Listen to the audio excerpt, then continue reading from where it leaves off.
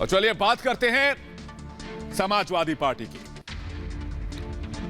Samajwadi party के युवा नेता और उत्तराधिकारी और देश के सबसे बड़े सूबे के पूर्व मुख्यमंत्री माननीय अखिलेश यादव जी की मौजूदगी में देश के कुछ पत्रकारों को दे दनादन समाजवादी कार्यकर्ताओं ने सरेआम पीट डाला।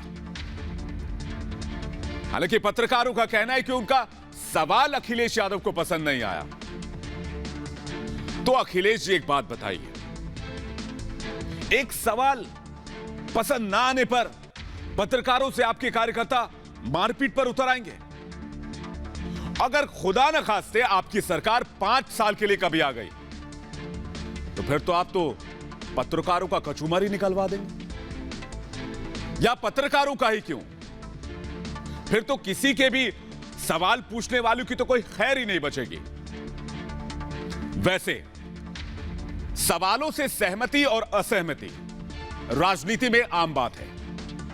कई बार राजनेता उन सवालों को टाल जाते हैं जिन सवालों से वो सहमत नहीं होते या जिनका वो जवाब नहीं देना चाहते हैं। लेकिन सवाल पूछने पर मारपीट, वो भी एक राष्ट्रीय नेता के सामने, कई गंभीर सवाल खड़े करता है। सवाल यह कि क्या सत्ता से समाजवादियों की दूरी अब उनके असंतोष में बदलती जा रही है, और सवाल यह भी कि क्या 4 साल में ही अखिलेश और उनके कार्यकर्ता निराशा के उस शिखर पर पहुंच चुके हैं जहां उन्हें अब हर सवाल चुभने लगा है।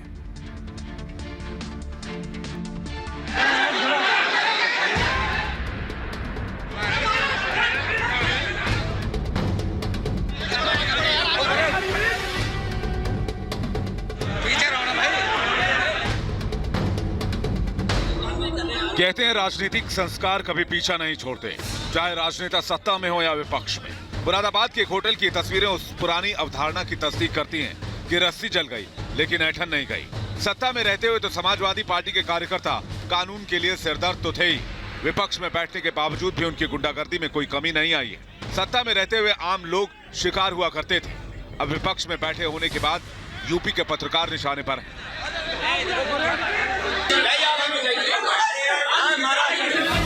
समाजवादी पार्टी के इन कार्यकर्ताओं को दोष क्या देना, जब 5 साल तक उत्तर प्रदेश की सबसे बड़ी कुर्सी पर काबिज रहे अखिलेश को ही पत्रकारों के साथ हुई मारपीट पर कोई अफसोस नहीं है। मारपीट की घटना के दौरान बीच बचाव करने के बजाय अखिलेश यादव अपने ही अंदाज से कार्यकर्ताओं की करतूत पर मोहर लगाते नजर आए।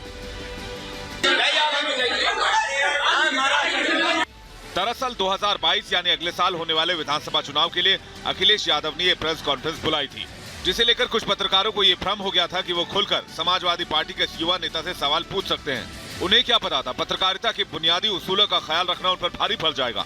अखिलेश की प्रेस कॉन्फ्रेंस में मौजूद समाजवादी पार्टी के कार्यकर्ता सड़क छाप गुंडे की तरह उन पर टूट पड़ेंगे।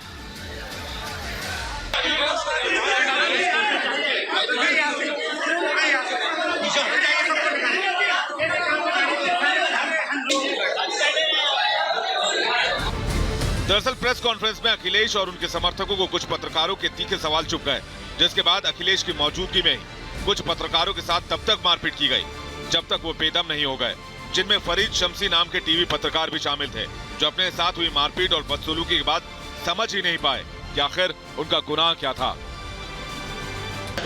सारी मीडिया वालों को उठा के फेंका, और भी चैनल के साथी थे, किसी के मोबाइल टूटे हैं, किसी के कैमरे टूटे हैं, तो हो गए।